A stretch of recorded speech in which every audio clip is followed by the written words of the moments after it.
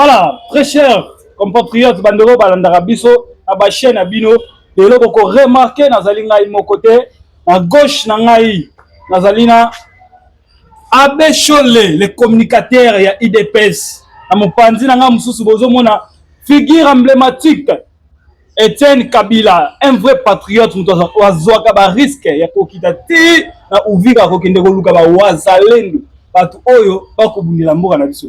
Lelo tokosola na bino ma ya kosola ezali belé na yebisaka bino au commenter, au s'abonner, au partager image oyo ekomela ba continuous poso ko mona vandisi batu oyo baza batu minene na mboka na biso ngai na bino toyebi. Alors maso tokosola lelo ezali nini? Opesa biso litoi awa nde bokoyeba ba vérité. Lelo la première fois tokosola la révision constitutionnelle. Tout le monde va yebi yango. Problème est koleka na ville Kinshasa yango wana.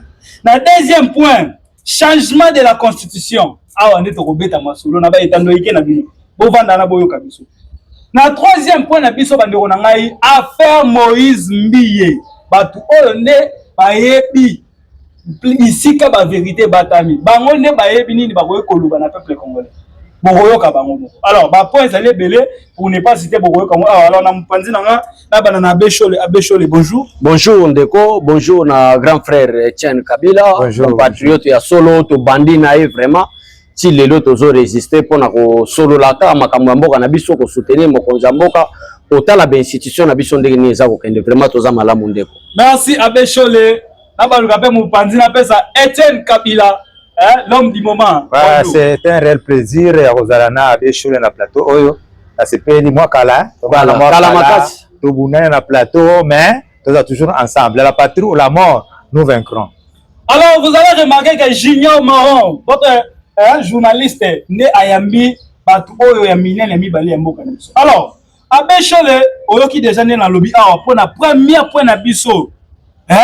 Na makambo etali révision la constitution état que molobeli état que communicateur okoyo koloba nini na dossier oyo malobeze pa ina ngai premièrement nazolinga tolobela révision te mais nazolinga tolobela beaucoup plus changement.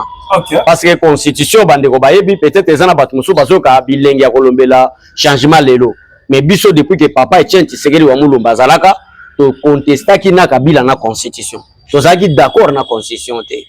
D'ailleurs, on est d'accord na Kabila comme un individu, malgré une institution, abima à ça la point de presse pour nous c'est ma constitution. Jamais nulle part ailleurs, que ce soit en France, États-Unis, même là-bas pays africains, même à Tare pas non qu'on a Kagame. Jamais qu'on a Kagame le c'est ma constitution. La constitution d'une nation est un individu. Et bon mon qui va débat est là qui a Kabila bima c'est ma constitution. Et ça première oui. Aloba ki yango ba vidéo ezali akambozolo ba ebi ya mupanzi awa nazana Etienne Kabila na yebi biso communication to sala ka to kosaka te to ba ya solo tango ba débat bandaki Kabila baki on a violé ma constitution, c'est ma constitution à moi et ça là ba débat. Un grand pays comme la République démocratique du Congo na forme il y a un continent, un individu parce qu'il a été président de la République a ko sala biso déclaration le c'est ma constitution. Wana il faut comprendre déjà que ça la ya Congo te mais ça l'a individu. Deuxièmement, on se voit que parmi des articles na kotanga te nyonso nazolo bela bat pourquoi tolo bela changement vietien pe akoloba parti oyo ya ko ikoloba pona kozwata ebelete oyebi ke ba bengi biso République démocratique du Congo ba lobi be République démocratique du Congo na kati wa to mona moko démocratique. OK, dans un pays où démocratie est fondée, le président ne peut pas être élu à 32%. Mais selon la constitution actuelle, si vous avez une élection, donc avec 22%, et sans le pourcentage c'est fini, tu es président de la République. Alors, selon là, si nous avons un changement, nous avons vraiment un deux tours. Que nous avons 48% abimité. Tu bête à far et que président banakobima au-delà 55%. OK. Ndé yangona à partir bakata deux tours, bakata etika la tour moko, c'est-à-dire ceux qui ont ba challenger awa yo bimi atana 15%, ngana bimi na 5% d'officier le président de la République. Ba tozo mona conséquence wana te. Troisièmement, l'article 78 de la Constitution. Et le président de la République nomme le premier ministre au sein de la majorité parlementaire. Et si le président n'a pas obtenu cette majorité, il nomme un informateur. Et le rôle de l'informateur est d'aller identifier la majorité pour le président de la République. Mais c'est là que la conséquence de la carte, c'est qu'il faut la conséquence de la carte, c'est union sacrée. On ne respecte pas le président de la République, conformément à l'article 78. Parce que, au moment où on a dit juste ma bio, il y a 15 députés. Jean-Pierre Bemba, on a dit qu'il y a 32 députés. Vital Kouemé, on a dit qu'il y a 2 députés. Alors il faut modifier pour donner plein pouvoir au président de la République. En direct. Moi, je ne alors, quand on m'a dit, il faut biso.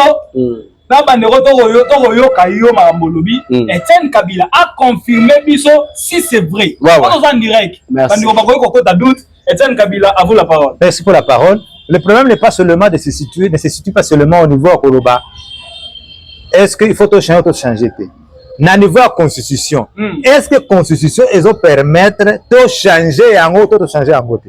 Deux places débat entre législateurs, entre babanani constitutionnalistes, les juristes, problèmes à niveau. Est-ce que la constitution permet de changer en autre, de changer en autre? Mais Etienne Kabila, avocat Malobate, Limbisangaï, Bandoko Rolanda Biso Baébike.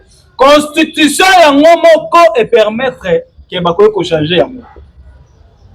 Beaucoup d'articles. Et ça l'article Moussous. Net par exemple, ceux qui ont 218. Et lobby bien que avant de changer ceux qui obtenir majorité 3/5 na congrès, donc les deux chambres se réunir, hein? Beaucoup qui ne sont ni na référendum.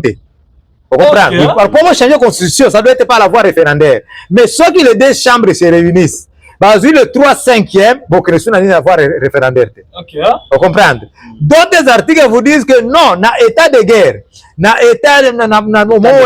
l'état de siège, on ne peut pas modifier la constitution. Et on a le place la constitutionnaliste, on compte un débat. Mais tout est dans la logique des choses. Lorsque Mobutu était président de la République, il n'y avait pas de constitution. Si, il y avait une constitution. Mais lorsque Dani Kabila est venu, à mon avis, il va changer Kiango. Joseph Azim a le pouvoir. A changé la constitution. A changé la constitution. Ma constitution. Joseph Aloba, c'est ma constitution. Et ça qui a eu, pourquoi? Sangani Bangona Barwande. Si je comprends ma kambu, Abécho la lobby, on est d'accord. Écoute, changer Bangona Bandekone Barwande, changer la constitution, tailler sur mesure. Na intérêt à peuple, na intérêt na Bango Moko. D'après ce exemple, 217 si je ne m'abuse. Et lobby, la République du Congo peut céder une partie de sa souveraineté. Hein? Pour l'intérêt à paix africaine, donc pays africain dépend de l'Abisso. Donc c'est une partie de notre souveraineté. Ça veut dire que bon, c'est des mabélés, n'abino, n'a pays Moussous, ma voisin Moussous, Poboluka Kimia. Est-ce que pays n'y a pays à Mboka on a monde de ça conscient modèle wana. Donc on regarde San City, Bandima Kaka o Joseph Assala, le général d'opérette, na pression na ye. Na terreur il avait instauré dans notre pays batu babanga bandima pe conscience ça les mabongo vous comprenez surtout zongi sumuke na apartheid en Afrique du Sud il y avait une constitution mais cette constitution est un bénéfice à peuple té batu ba contester kango kaka vous comprenez hein? Donc cela veut dire qu'on peut faire la modification tout comme on peut changer carrément la constitution ce que il y a que na loi même loin na loi électorale et ça le bénéfice à peuple té. C'est au Sénat de dinosaures. Tous les caciques FCC, parce qu'ils ont volé l'argent de l'État, ils ont permis de Bango Bazalaka sénateur à vie. Comment ça? Écoutez. Etienne Kabila, excusez-moi, il y a quel point Otozali, révision. Je on a changement. C'est la pour réviser, cela veut dire que vous avez quelques points en gros, vous changez en gros. Comment dit la terminologie en français? Tout ça, monsieur la lingala, pourquoi? Pour se comprendre mieux. Parce que surtout, la terminologie en français est compliqué à te béler. Vous comprenez? Au réviser, on sait exactement beaucoup changer en mouké pas pour moussou. Vous comprenez? Changer en orbité, tout changer en gros en bloc ou peut-être plus de la moitié d'articles à ma baie, de changer en gros. Mais ça au total en gros. En pratique, c'est la même chose. Parce que on va changer des articles, ce n'est pas même constitution. C'est ça comme ça. Oui, oui. C'est la constitution. Pardon, pardon, nalingana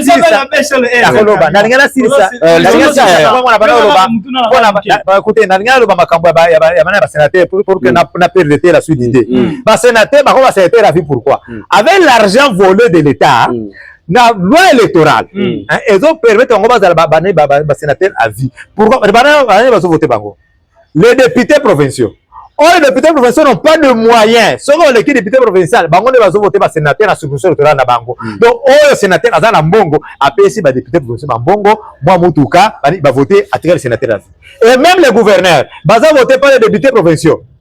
L'Assemblée provinciale. Ça veut dire que voter gouverneur na bango. C'est pourquoi il faut changer la constitution na ba gouverneur bazala nommé par le président de la République et qu'on permette au président de la République na même mise sur l'exécution.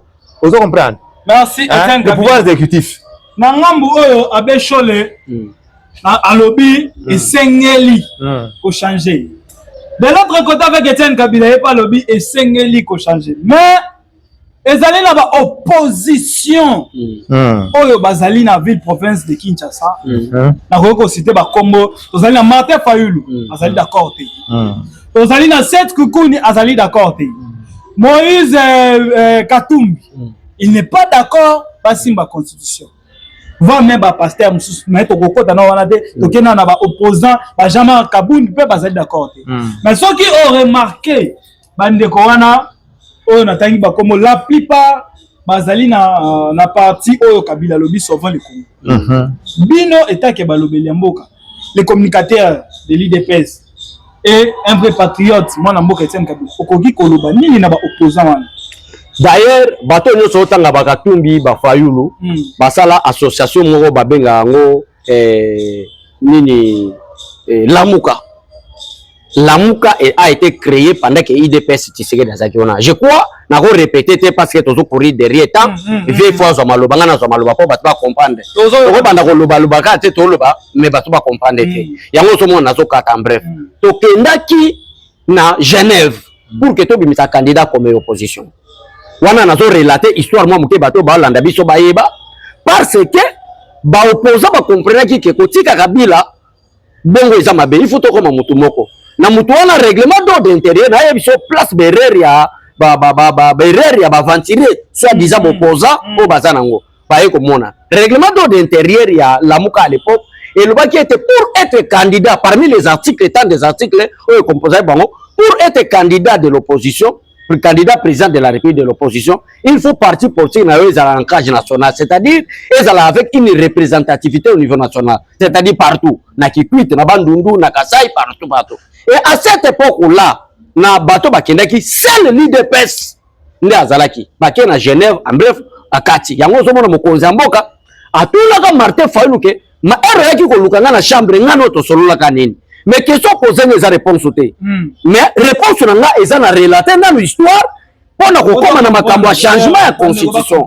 mais elle bakatani na président de la République Martin Fayulu en 2018 a présenté projet de société na ye alors que cette constitution est malade bon pesa nga kaka 3 ans na sala kaka 3 ans to ko bandela constitution ko to banda kende bilili pe ezali ko senga ngo wana premier lot mais changement de constitution ngo bazo mona ka mabe ya président de la République ndeko Etienne azali awa azali membre ya IDPS ta ko ko contredire parce que toza dans un état démocratique makamon na lobi so mona ngo za d'accord te akoko loba ke no mona moka beche le place wana o lobi mabe alors abeche le zela na minute muke nazala bref lelo oyo Martin Fayulu azoboya candidat nani to lobi te na kati ya Congo batamayele bazangi batamayele baza tellement ebelé mais vu l'infiltration mon frère yo ko ki kondima mutu lokola Franck Diongo tabase na prison makala azo sanza makila devant le tribunal akokende na sobo le Congo yo ko kondima mutu lokola nani Jean-Claude Vwemba qui traitait Kabila à l'époque qu'il n'y a pas la démocratie. À quoi qu'on région de Kaba M23,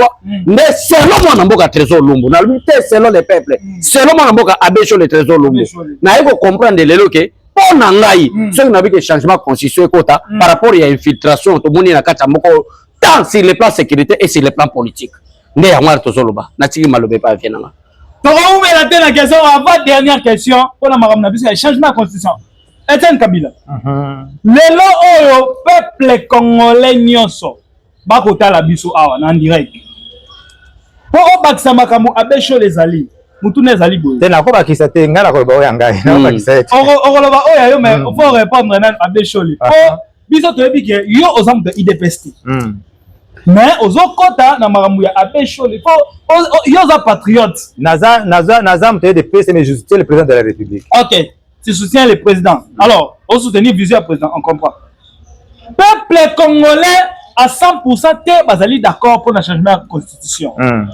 Bato mususu babengi nga junior marron tuna bango mituna oyo. Intérêt nini ezali ceux qui va changer la constitution? Est-ce que ezali pour intérêt na biso peuple ou bien ezali pour na mandat ya chef de l'État? C'est là où il y a le problème. Le problème est à quel niveau? Qu'on change la constitution, non au changement de la constitution. Au Koloba, oui. C'est un droit inaliénable à tout citoyen congolais. Ceux qui Martin Fayoulou, ceux qui Jean Kaboularobi, non, on a changé ma constitution. Moi, je ne vais pas les entraîner, les gars. Et ça, la constitution a la liberté d'opinion, la liberté d'expression. Chaque Congolais est libre de penser, même la liberté de religion. C'est prévu dans notre constitution. Pour ça, on ne peut pas les en tenir rigueur. Vous comprenez? Maintenant, c'est à nous, pour le changement de la constitution, de prouver au peuple que Biso a raison. Vous comprenez? Aux USA, les démocrates ont république à la République, vous avez une élection. Si vous comprenez que, par exemple, dans la circonscription électorale Oyo, les démocrates baza 260, par exemple. Les républicains baza 270. Maintenant, il y a des imbéciles. Et dans le bateau, baza pour nous contenter, baza il faut chercher à les convaincre. Les sénateurs américains campagne porte à porte pour nous convaincre que bateau baza dans position. Vous comprenez? Dès oyo bateau baza pour le changement de la constitution, il faut convaincre bateau que nous avons raison de changer la constitution. L'erreur de l'idée de président qu'on criait caca non, le président n'a pas de mandat. Il a une mission. Non. Le président a un mandat. Mandat n'a 5 ans à renouveler 5e année. Maintenant, on change la constitution. Pourquoi? Vous devez vous battre, il faut travailler. Résultat, il y a nini, il y a un mandat président de la République. Dès qu'on paie sa population courage, il y a un président de l'autre changer la constitution. Il a raison, tu n'as pas raison. Parce que ceux qui changent les actes, ceux qui demandent le président de gouvernement, ils disent, attention, changer la constitution. À ça, la kinine. Est-ce que vous comprenez? Ce que Tali Bilo connaît sur la réalisation, on a taille à 7 ans ou 7 ans et demi à président de la République, Félix Tshisekedi. On a réalisé. C'est plus que les 18 ans de politique canadienne. Ni c'était le détournement des fonds publics. Tu nous comme Mosika. Est-ce que vous comprenez? Badjaloliste n'est pas belé trop. Est-ce que vous comprenez? On commence à monter Telemi avec les solos. Nicolas Kazadi. À Salaboye. À Salaboye, mais à ça les 400 millions de dollars américains à forage. Est-ce que vous comprenez? Est-ce que Mbongo wana toko pesa yango bazalendo te ba militaire te po mbongo ngene liboso? Na auto comme un scandale mususu na tas de martyrs. Batongi monument d'un américain. Un citoyen américain. Mutombo Dikembe. Un citoyen américain. Est-ce que vous comprenez? Le monument des martyrs. Qu'est-ce qu'il a fait pour notre pays? Ça, c'est fort. Il est d'origine congolaise, il était d'origine congolaise, mais il est américain, il est mort américain. Et ce que vous comprenez? Mais vous tombez les monuments. L'hôpital le plus cher à la Kinshasa, l'hôpital Mutombo Dikembe. Oh! Et ce que vous comprenez? L'hôpital est cher. Qu'est-ce qu'il a fait pour notre pays? Mais vous tombez les monuments. C'est comme si on avait beaucoup d'argent de jeter à la poubelle. Vous comprenez? Au lieu de travailler, bon,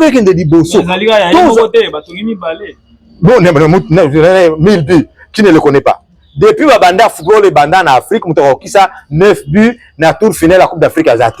C'est un monument. Hein? Il mérite. Et c'est ça qu'on comprend. Il n'y a pas que lui. Robert Kidiaba, c'est peut-être le jeu le plus titré dans le Congo. Tobo Sani, c'est qui c'est? Robert Kazadi. Exploit ça dans la Coupe du Monde. Il est low. Vous comprenez? Tout ça, monument Bangoana. Vous savez, le monument Mutombo Dikembe qui n'est pas congolais. Donc, on va sentir que Moutou, Azala Nini, makanisi ya kudevelopper ezate, idéologie ezate, projet de société ezate, on a mis quand on a mis Sambongo, dans ça la monnaie. Est-ce que vous comprenez? C'est comme ça. Comprendre malamu. Poto suki ça dans le dossier na biso ya changement de constitution. peuple congolais bayebi que président Félix Tshisekedi a travaillé koleka ba président Moussous abundi po asilisa guerre ya est du pays. Peuple congolais lelo akoma pour vivre en paix à 100%. Mais pour conclure dossier oyo Abbé Chole Etienne Kabila. Peuple congolais batinda kinga na bino mutuna oyo. Soki lelo oyo constitution échange jamais. Et kozala na intérêt ya nani. Je préfère Etienne Kabila abanda po Abbé Chole asukisa na point oyo. Non, l'intérêt n'ambori abiso, il faut un pays doit être souverain. Hein? Il faut être indépendant sur le plan politique et sur le plan économique. Si tu as une constitution d'Ezaliwana, hein? Tu as la liberté, la souveraineté nabiso, ils ont mis en jeu la constitution. Vous comprenez? Ils ont défini même superficie à Congo, Téamboka nabiso, na kata constitution a défini la constitution nabiso. Vous comprenez? Donc on peut déjà bénéficier à Mamkan Ezali. En dehors de ça, l'exécutif, hein, il faut dans la même mise. Vous comprenez? Le président de la République, il doit avoir un pouvoir. Il y a qu'à diriger Mboka pour qu'il ait en exergue son projet de société. Aujourd'hui, au commandant ministre, le ministre Bele Baza va te dépester. Même si le président Moussa Aleki, il a ajouté le Parlement, à la coalition. Dans une coalition, il n'y a plus de projet de société. Par exemple, les lots. Ceux qui dépendent de quoi ils dépendent, c'est la projet de société parti politique. Exact. De l'avant comment. Et puis, non, j'ai fait ça, ceci, cela, non, dans la vie, chef de l'État. Donc, cela veut dire que, si le président de la République touche, cela veut dire que c'est le président de la République. Or, ce n'est pas un projet de société de lutte de presse.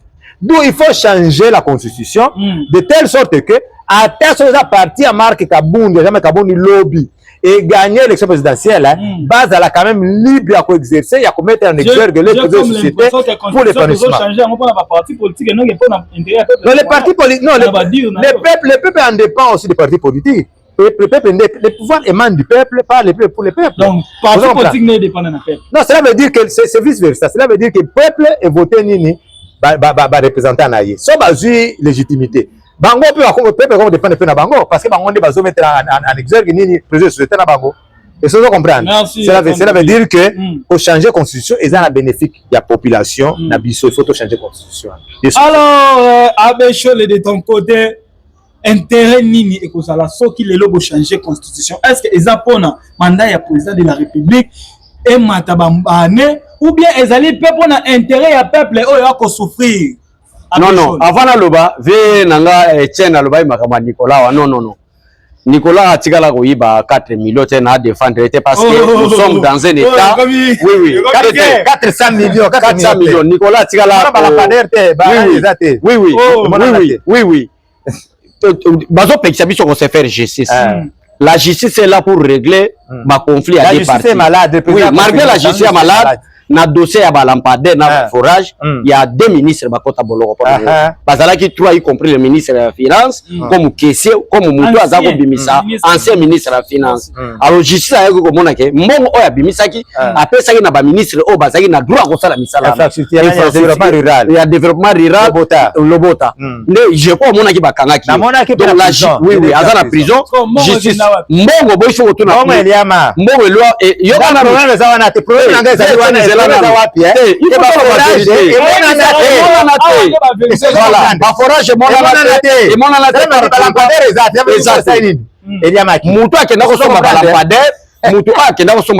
ce n'est pas l'ancien ministre des Finances, mais c'est le ministre et à développement rural. Le rôle du ministre des Finances, c'est là qu'il y a APCI.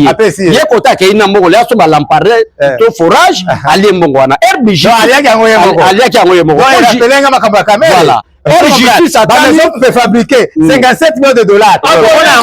Il y a caméra à détourner vraiment. Justice a blancha qui était. Caméra à Bimaki sur le plan politique. Anacop, hein? Abimaki n'a copé sur le plan politique. Mais vous avez eu ça à la télévision, mon frère, les pacificateurs, Azagi n'a président de la République. Basololi. Hein? Dans Noël, Oyo. Classificateur aux Alibana. Là, le tour qui basolo là qui na prison, après tout le monde a avant de solo Caméra bima. Il y a une raison pour laquelle vieux Etienne parce que surtout qu'on va changement de constitution. On a vu caméra bima pourquoi? Parce que caméra ça n'a parti n'a pas politique Voilà la raison pour laquelle tous pousser dans peuple to changer constitution. To changer.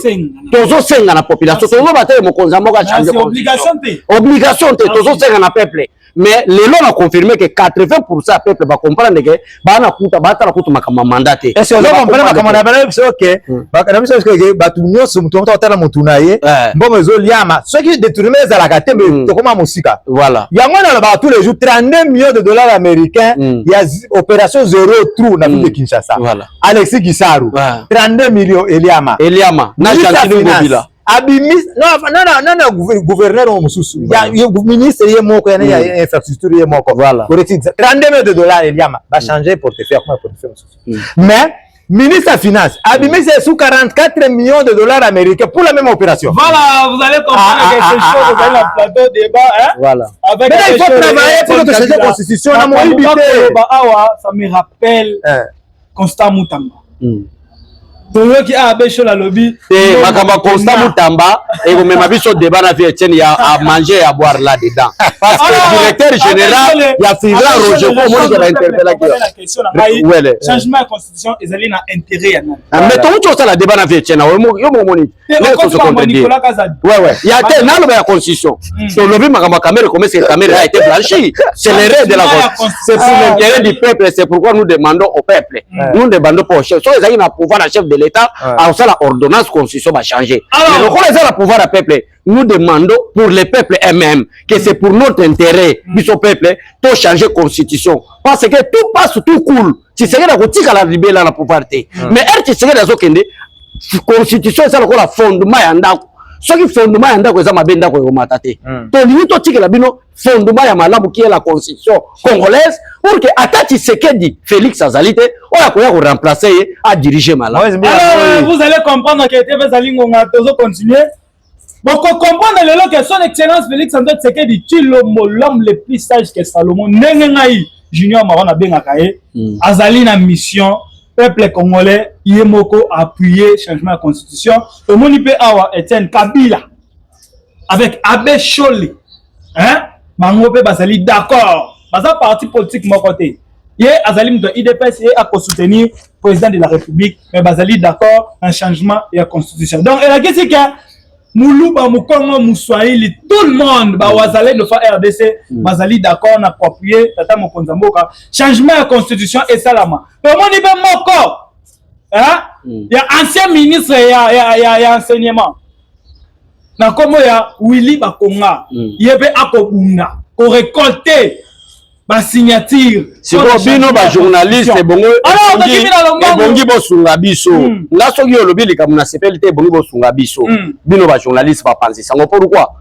Willy Bakonga qui était kabiliste du sang hier aujourd'hui devient Tshisekedi du sang comment est-ce que vous le ba makamune na émission ba patriote ba lo ba boy on a battu on va soutenir vision tata Mokonza Mboka il soutient la vision du chef de l'État mais tant qu'il n'est pas constant dans sa politique il Hollandais parce qu'il tient de l'IDPS Moutoubo n'est pas constant parce que demain Tshisekedi ne sera plus au pouvoir Willy Bakonga va changer bat donc les hommes qui sont droits pour que tout tonga comme on y va parti politique et belé va soutenir tata Mokonza Mboka il faut que loba oui on va kabiliser le lot tout monde Moutou on azali un vrai patriote n'est pas considéré il y a un de journaliste pour papier tena ah ouais zama kamba kabila Tshisekedi te zama kamba cause d'accord on en passe avec la bêche le lot tout monde Moutou na ngezali tout monde pasteur Moïse Mli la guerre oyo batutu ba soutenir tata Mokonza Mboka c'est là où ils la question nanga tout monde pasteur Moïse Mli yé alobi non na changement de constitution non na ba pasteur oyo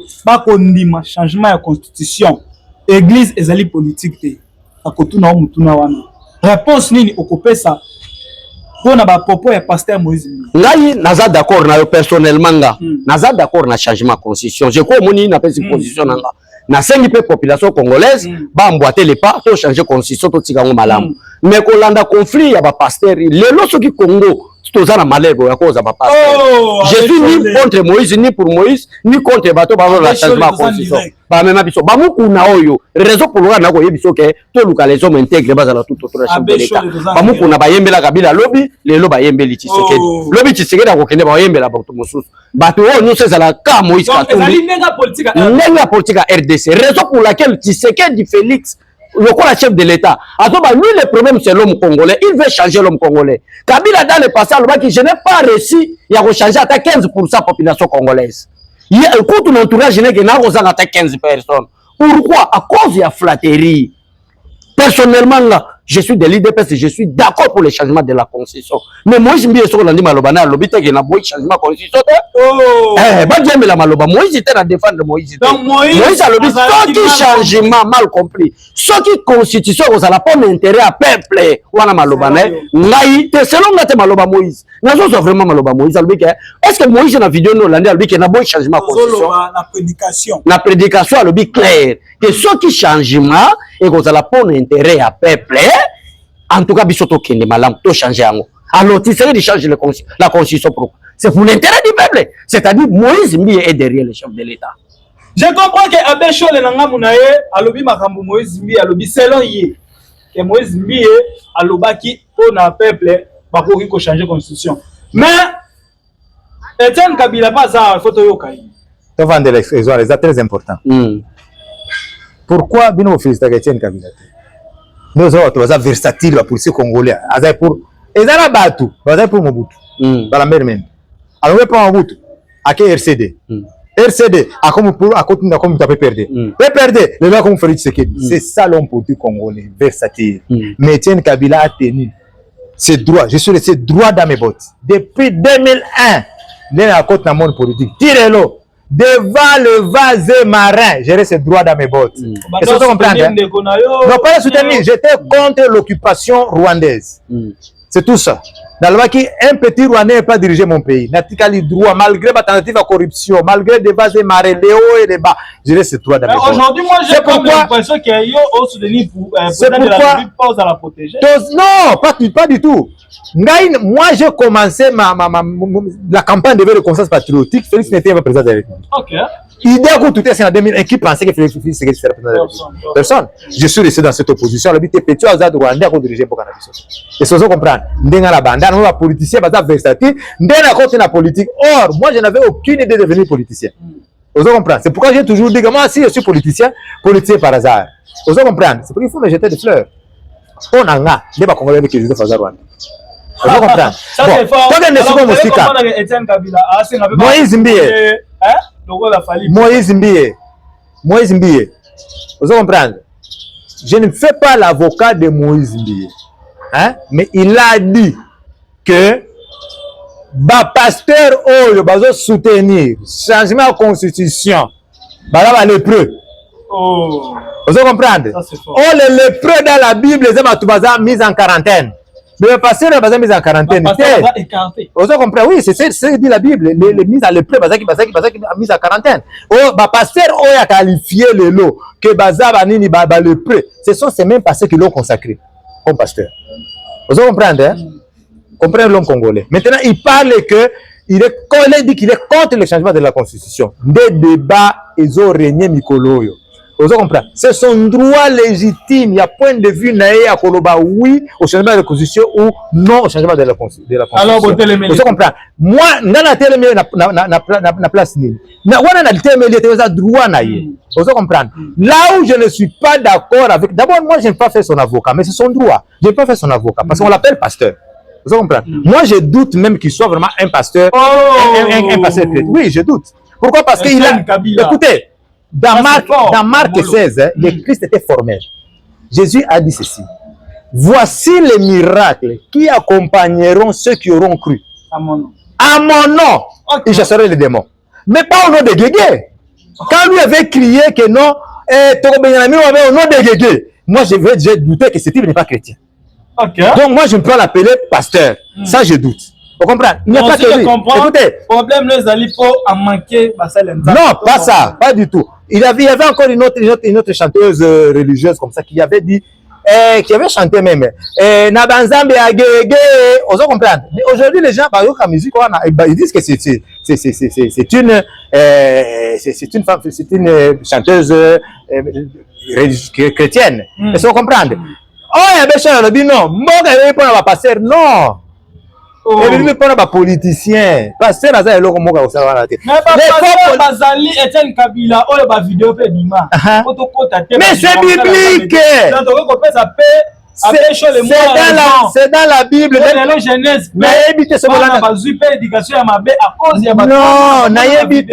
que vous ne savez pas sonder les Écritures. Okay. La Bible est formelle. Lorsque vous lisez Matthieu, je ne sais pas si je ne m'abuse, ça doit être 13, si je ne me trompe pas, donc on fait rectifier en gros. Qu'est-ce que le Seigneur a dit? Il s'élèvera de faux Christ, de faux pasteurs. Ils feront des prodiges et des miracles. Hein? S'il sera possible de séduire même les élus de Dieu.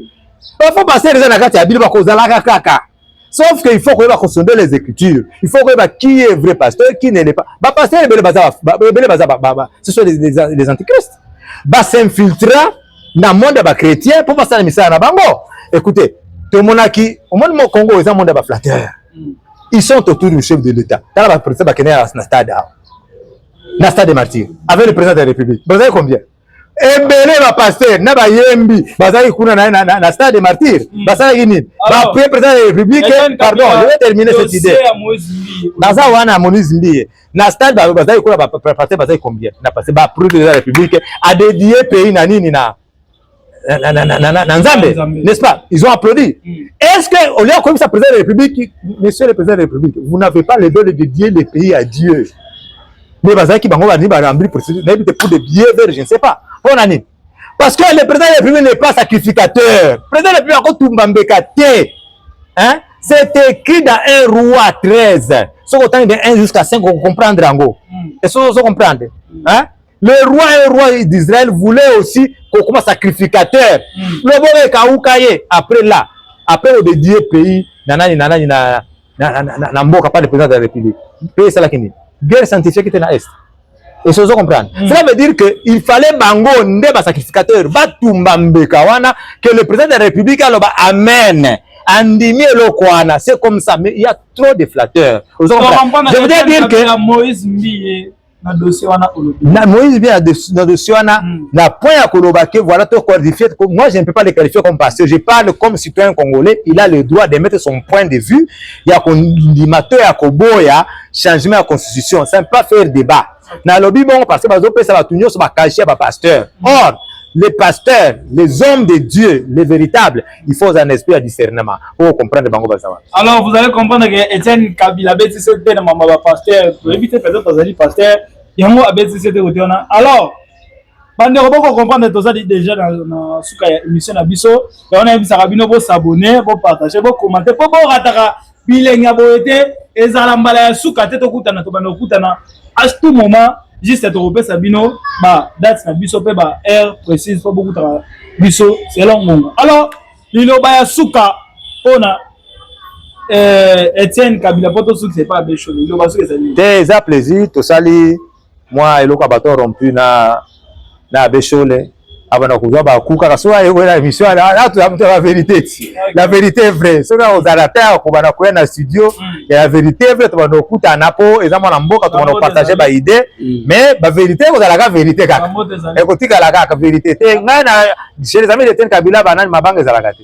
OK ezalaka te ata de mabanga ezalaka te na chez les amis de Etienne Kabila ya za libre ko lobana ndenge na moi mabanga ezalaka te na pesa ba tumbo te ngai na répondra na ba réaction ya baneni ya ba ami na ngao ba répondre na chaîne nga prochainement to ko sala ngo. Merci beaucoup abesho le lobasu ezali to komina. Merci bande ko ba partager ba abonner kaka batia ba commentaire na bango place ba moni ke ba sepelté pour que prochainement to ya na batante na bango. Merci na tout le monde ba abonner nyoso ni baza ko partager tout le monde na prochainement.